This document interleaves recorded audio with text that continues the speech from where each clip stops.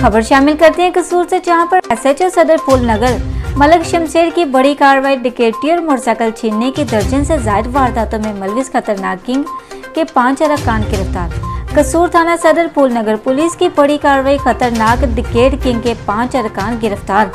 मुलजमान के कब्जा से लूटी गई 2 लाख रुपए की नकदी, 5 मोबाइल, 5 मोटरसाइकिल, दीगर घरेलू कीमती सामान और जदीद नाजायज असला भी बरामद।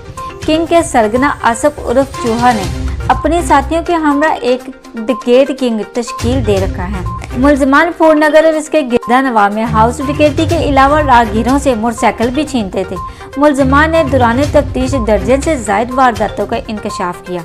डीपीओ कसूर इमरान कशूर ने अच्छी कारकर्दगी पर एसएचओ सदर फूल नगर और इनकी टीम को शाबाशी भी दी।